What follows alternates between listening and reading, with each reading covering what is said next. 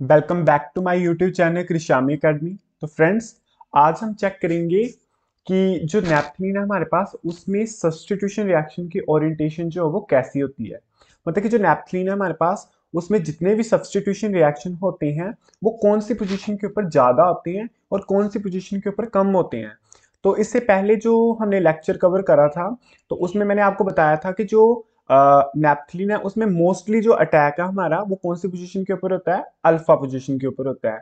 और जो beta position है उस पर बहुत कम मतलब रेयर केसेस है जिसमें बीटा पोजीशन के ऊपर जो हमारा अटैक होता है, या फिर बीटा जो प्रोडक्ट है हमारे पास वो जो हमारे पास कम बनता है और जो अल्फा प्रोडक्ट है हमारे पास वो मैक्सिमम बनता है, वो मेजर प्रोडक्ट होता है हमारा। तो इस चीज का आज हम रीजन जानेंगे कि इसके पीछे क्या रीजन है। ठीक है, तो हम क्या करेंगे कि नैप्थलीन को बेंजीन के साथ कंपेयर करेंगे।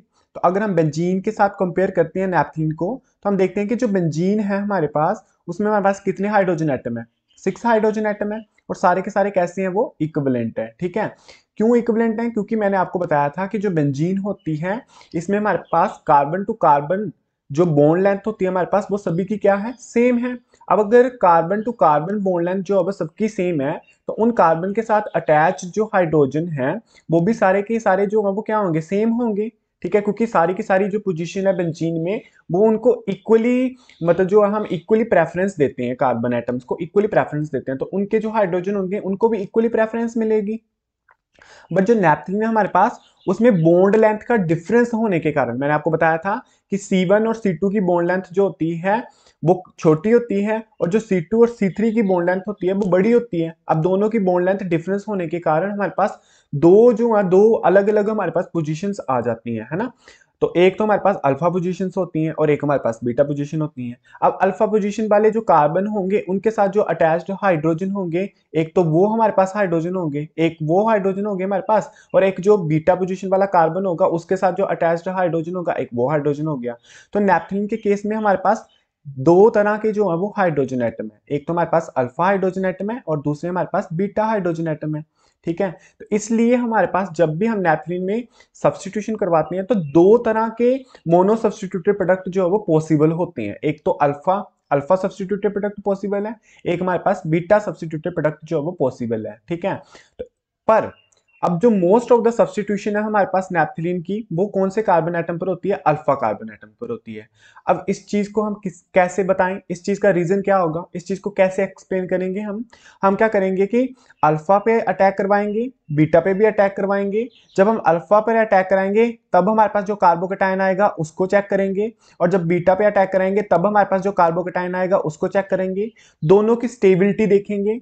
स्टेबिलिटी देखने के बाद जब हमें पता चल जाएगा कि जो ज्यादा स्टेबल होगा वो ज्यादा अमाउंट में बनेगा, ठीक है, और फिर उसकी सब्स्टिट्यूशन भी उसके ऊपर सब्स्टिट्यूशन भी ज्यादा होगी और फिर वो हमारा मेजर प्रोडक्ट होगा। और जो कम स्टेबल होगा वो कम अमाउंट में बनेगा, है ना। तो हम ये स्टेबिलिटी चेक करेंगे। ठीक है, तो सबसे पहले हम अल्फा अटैक करवाते हैं। तो ये है हमारे पास नैप्थलीन और ये है जो फ्यूज्ड कार्बन होता है उससे नेक्स्ट कार्बन हमारा आपको पता है कि कौन सा कार्बन होता है, अल्फा कार्बन एटम होता है। तो हमारे पास जो फर्स्ट पोजीशन होती है, जो फोर्थ पोजीशन है हमारे पास, जहाँ फिफ्थ पोजीशन है हमारे पास, या फिर एट्थ पोजीशन है हमारे पास, तो ये सारे की सारी कौन सी पोजीशन है हमारे पास, अल्फा पोजीशन है। तो इसके ऊपर हमने अटैक करवाना है किसका, इलेक्ट्रोफाइल, क्योंकि मैंने आपको पिछले वीडियो लेक्चर में बताया था कि नैप्थलीन में हमारे पास कौन सी सब्स्टिट्यूशन होती है, इलेक्ट्रोफिलिक सब्स्टिट्यूशन होती है हमारे पास, है ना।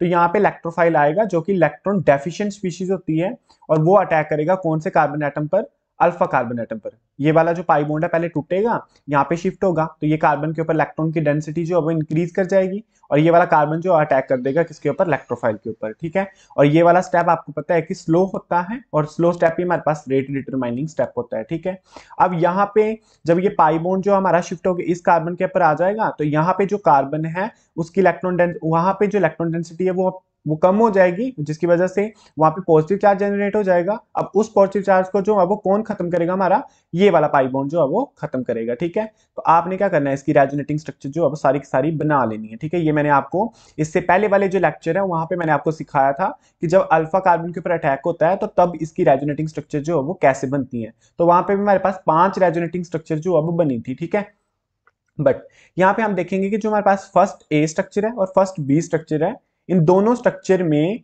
एक जो रिंग है हमारी वो पूरी की पूरी क्या है, कंप्लीट है। एक रिंग जो है पूरी की पूरी बेंजीन रिंग है हमारी, और दूसरी जो रिंग है वो क्या है, उसका जो एरोमेटिक करेक्टर जो है वो लूज हो चुका हुआ है। ठीक है, इसमें भी एक रिंग जो है वो बेंजीन है और दूसरी का एरोमेटिक करेक्टर लूज हो चुका है। इसमें भी हमारे पास एक रिंग है पर दूसरी का एरोमेटिक करेक्टर जो अब लूज हो चुका है। बाकी हमारे पास जो तीन स्ट्रक्चर हैं, फर्स्ट सी, फर्स्ट डी, फर्स्ट ई जो स्ट्रक्चर है, इन तीनों स्ट्रक्चर में दोनों रिंग का जो एरोमेटिक करेक्टर है, जो एरोमेटिसिटी जो है वो लूज हो चुकी हुई है ना।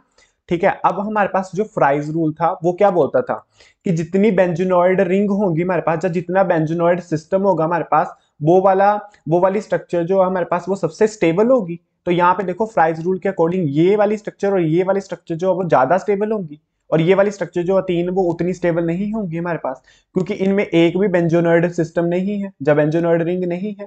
इसमें तो हमारे पास बेंजोनॉइड रिंग है ना, तो इसमें भी हमारे पास बेंजोनॉइड रिंग है, इसमें भी हमारे पास बेंजोनॉइड रिंग है। तो मतलब फर्स्ट ए और फर्स्ट बी कार्बोकेटाइन जो है वो मोस्ट स्टेबल है, किस केस में?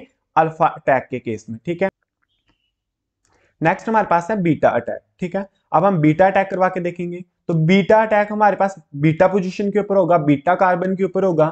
तो बीटा कार्बन कौन सा है हमारे पास? ये जो सेकंड पोजीशन है, थर्ड पोजीशन है, सिक्स्थ पोजीशन है, सेवंथ पोजीशन है, ये हमारी कौन सी पोजीशन है? बीटा पोजीशन है। ठीक है, तो इसके ऊपर इलेक्ट्रोफाइल जो है अटैक करेगा। तो इस बार हम पाई बॉन्ड जो है वो कौन से कार्बन के ऊपर शिफ्ट करवा लेंगे? बीटा कार्बन के ऊपर शिफ्ट करवा लेंगे। अब बीटा कार्बन के ऊपर इलेक्ट्रॉन की डेंसिटी इंक्रीज कर जाएगी। जब बीटा कार्बन के ऊपर इलेक्ट्रॉन की डेंसिटी इंक्रीज कर जाएगी तो वहां पे इलेक्ट्रॉन डेफिशिएंट हमारा जो इलेक्ट्रोफाइल है वो अटैक कर देगा। जब वो वाला जो इलेक्ट्रॉन रिच हमारा कार्बन है वो अटैक कर देगा इलेक्ट्रोफाइल के ऊपर। ठीक है, तो यहाँ पे हमारे पास या इस वाले जो कार्बन के ऊपर हमारे पास इलेक्ट्रॉन की डेंसिटी जो है वो डिक्रीज कर जाएगी, तो यहाँ पे पॉजिटिव चार्ज जनरेट हो जाएगा। ठीक है, और मैंने देखो हाइड्रोजन जो है वो ओपन करके ऐसे लिखे, क्योंकि इस कार्बन के साथ हमारे पास हाइड्रोजन भी होगा, उसको ही तो हमने सब्सटीट्यूट करना है, उसको रिप्लेस करना है, वहां पे इलेक्ट्रोफाइल जो है वो जुड़ना है हमारा। ठीक है, तो यहाँ पे आप इस वाले पॉजिटिव चार्ज को जो खत्म है वो कौन करेगा? ये वाला पाई बॉन्ड। तो ये वाला पाई बॉन्ड यहाँ पे शिफ्ट हो जाएगा हमारे पास इस तरह से। अब ये वाला पाई बॉन्ड जब यहाँ पे शिफ्ट होगा तो पॉजिटिव चार्ज जो है वो, अच्छा यहाँ पे आपने एक चीज याद रखनी है। ठीक है, हमने क्या करना है कि जो पॉजिटिव चार्ज है उसको हर जहां जहां उसने मूव करना है तो वहां वहां उसको हमने मूव करवाना है। ठीक है, तो अगर ये वाला पाई बॉन्ड यहाँ पे शिफ्ट होता है तो पॉजिटिव चार्ज हमारे पास यहाँ पे आएगा। ठीक है, और उसके बाद हमारे पास इस वाले इधर से हमने इस ये वाला पाई बॉन्ड जो है यहाँ पे शिफ्ट होगा, फिर पॉजिटिव चार्ज यहाँ पे आएगा, फिर हम फिर से हमें रिवर्स प्रोसेस करना पड़ेगा अपना। ठीक है, तो वो ना करते हुए हम क्या करेंगे, पहले ही जो है पॉजिटिव चार्ज को इधर से इधर ले आएंगे, फिर हम धीरे धीरे मतलब फिर हम इधर से जो है वो इधर इधर इस तरह से मूव कर जाएंगे हम। नहीं तो ऐसे हमें जो है वो इस तरह से मूव करना पड़ेगा कि पॉजिटिव चार्ज पहले इधर आएगा, फिर इधर जाएगा, फिर वापस आएगा, फिर इधर ऐसे मूव करेगा। तो हम ऐसे नहीं करेंगे, हम क्या करेंगे, पहले सीधे ही पॉजिटिव चार्ज को जो है वो इधर ले आएंगे इस तरह, फिर हम इस तरह से मूव करेंगे। ठीक है, तो अब ये वाला पाई बॉन्ड इधर शिफ्ट हो जाएगा और ये वाला पाई बॉन्ड आपने इधर शिफ्ट करा देना, तो पॉजिटिव चार्ज कहाँ आ जाएगा? यहाँ पे आ जाएगा। इस तरह से पॉजिटिव चार्ज यहाँ पे आ गया है। अब पॉजिटिव चार्ज को हम इधर से इधर मूव करवाएंगे। ठीक है, तो ये वाला पाई बॉन्ड जो है वो यहाँ पे शिफ्ट होगा और ये वाला पॉजिटिव चार्ज जो है वो यहाँ पे आ जाएगा। ठीक है, इस तरह से, इस तरह से। ठीक है, अब इस पॉजिटिव चार्ज को कौन खत्म करेगा? ये वाला पाई बॉन्ड खत्म करेगा। तो ये वाला पॉजिटिव चार्ज यहाँ पे शिफ्ट हो, सॉरी, ये वाला पाई बॉन्ड जो है यहाँ पे शिफ्ट हो जाएगा, तो पॉजिटिव चार्ज जो हमारा इस कार्बन के ऊपर आ जाएगा हमारे पास। ठीक है, अब इस कार्बन का जो पॉजिटिव चार्ज है वो कौन खत्म करेगा? ये वाला पाई बॉन्ड खत्म करेगा। तो ये वाला पाई बॉन्ड यहाँ पे शिफ्ट हो जाएगा इस तरह से, है ना, और पॉजिटिव चार्ज जो है वो यहाँ पे आ जाएगा इस तरह से। ठीक है, तो यहाँ पे हमारे पास कितनी रेजोनेटिंग स्ट्रक्चर बनी? 5 रेजोनेटिंग स्ट्रक्चर बनी। बट यहाँ पे आप देखोगे कि हमारे पास सिर्फ सेकंड ए जो स्ट्रक्चर है उसी स्ट्रक्चर में हमारे पास एक बेंजीन रिंग जो है वो है, और बाकी जो दूसरी रिंग है, इसकी जो दूसरी रिंग है उसका जो एरोमेटिक करेक्टर है वो लूज हो चुका है। और बाकी जो हमारे पास 4 स्ट्रक्चर हैं, उन चारों स्ट्रक्चर में हमारे पास दोनों रिंग का जो एरोमेटिक करेक्टर है वो क्या हो चुका है? लूज हो चुका है। तो फ्राइज रूल के अकॉर्डिंग ये 4 स्ट्रक्चर जो हमारे पास अनस्टेबल है, और ये वाली स्ट्रक्चर एक ही स्ट्रक्चर जो हमारे पास वो क्या है? स्टेबल है ना। तो अब मतलब कि यहाँ पे वहां पे हमारे पास 2 स्टेबल स्ट्रक्चर बनी, यहाँ पे हमारे पास एक स्टेबल स्ट्रक्चर बनी। तो फिर अब बता दो आप अपने हिसाब से कि कौन सा कार्बोकेटाइन जो है वो ज्यादा स्टेबल होगा। तो जो हमारे पास अल्फा अटैक का कार्बोकेटाइन होगा वो ज्यादा स्टेबल होगा as compare to beta attack से, है ना, क्योंकि उसमें हमारे पास 2 स्ट्रक्चर बन रही है तो वो ज्यादा अमाउंट में बनेगा, बीटा अटैक वाला जो है वो कम अमाउंट में बनेगा हमारे पास। ठीक है, तो इसी चीज को आपने एक्सप्लेन कर देना है। ठीक है, तो अब हमारे पास 2 तरह के जो कार्बोकेटाइन बने हैं, एक अल्फा अटैक वाला कार्बोकेटाइन बना है और जो बीटा अटैक वाला कार्बोकेटाइन बना है। तो दोनों जो है उनकी जो रेजोनेटिंग स्ट्रक्चर है वो कितनी कितनी बनी है? 5-5 बनी है। और जो 5-5 रेजोनेटिंग स्ट्रक्चर बनी है हमारे पास, उन सभी की जो एनर्जी है वो भी कैसी है? डिफरेंट डिफरेंट है हमारे पास। ठीक है, अगर हम अल्फा अटैक की बात करें, द कॉन्ट्रीब्यूटिंग स्ट्रक्चर हमारे पास जो फर्स्ट ए बनी थी और फर्स्ट बी बनी थी हमारे, सॉरी, फर्स्ट ए और हाँ फर्स्ट बी बनी थी हमारे पास, उसमें हमारे पास एक बेंजीन रिंग तो थी अगर एक बेंजीन रिंग है तो उसकी रेजोनेंस स्टेबलाइजेशन एनर्जी कितनी होती है, 151 किलो जूल पर मोल होती है हमारे पास, है ना। तो इन रिमेनिंग 3 कंट्रीब्यूटिंग स्ट्रक्चर, अब जो बाकी की 3 स्ट्रक्चर थी हमारे पास, फर्स्ट सी, फर्स्ट डी और फर्स्ट ई, उनमें जो हमारा एरोमेटिक करेक्टर था दोनों रिंग का, वो क्या हो चुका था, लॉस्ट हो चुका था। This implies that the first two contributing structure contributes more. तो मतलब कि जो फर्स्ट टू स्ट्रक्चर है वो ज्यादा, उनकी कंट्रीब्यूशन जो है वो ज्यादा होगी, और बाकी जो 3 स्ट्रक्चर है हमारे पास उनकी कंट्रीब्यूशन जो है वो कम होगी। किस केस में, अल्फा अटैक के केस में, ठीक है। अगर हम बीटा अटैक की बात करें तो उस केस में हमारे पास जो सेकंड ए स्ट्रक्चर है हमारे पास, उसी में ही एक जो बेंजीन रिंग है हमारे पास है, और जो दूसरी रिंग है उसका एरोमेटिक करेक्टर तो मतलब लूज हो चुका है, और बाकी हमारे पास जितनी 4 जो स्ट्रक्चर बची हैं उनमें दोनों बेंजीन रिंग का जो एरोमेटिक करेक्टर है वो भी क्या हो चुका है, लूज हो चुका है, ठीक है। तो दस ओनली वन कंट्रीब्यूटिंग स्ट्रक्चर, मतलब कि सेकंड ए जो हमारे पास है वो, उसकी कंट्रीब्यूशन जो है वो ज्यादा होगी बीटा अटैक के केस में। अल्फा अटैक के केस में 2 स्ट्रक्चर ऐसी हैं जिनकी कंट्रीब्यूशन ज्यादा होगी। बीटा अटैक के केस में हमारे पास एक ही स्ट्रक्चर है जिसकी कंट्रीब्यूशन ज्यादा होगी। तो thus the carbocation resulting from the alpha attack is more resonance stabilized, मतलब कि जो अल्फा अटैक में हमारे पास कार्बोकेटाइन बनेगा वो ज्यादा रेजोनेंस स्टेबलाइज्ड है as compare to beta attack से जो कार्बोकेटाइन बनेगा उससे। तो it is due to this reason that substitution occur much more readily at alpha position than at beta position। तो यही कारण है हमारे पास कि जो सब्सटीट्यूशन है हमारे पास वो अल्फा पोजीशन पे ज्यादा होती है और बीटा पोजीशन पे कम होती है। जहां तो सिर्फ हमारा मेजर प्रोडक्ट जो है पूरा का पूरा 100% अल्फा पोजीशन वाला ही बनता है, ठीक है। तो जहां फिर अल्फा पोजीशन और बीटा पोजीशन वाले दोनों बनेंगे, पर उस केस में भी हमारे पास जो है अल्फा पोजीशन वाला प्रोडक्ट जो हमारे पास मेजर होगा, और बीटा पोजीशन वाला जो प्रोडक्ट होगा हमारे पास वो माइनर होगा, ठीक है। Thank you.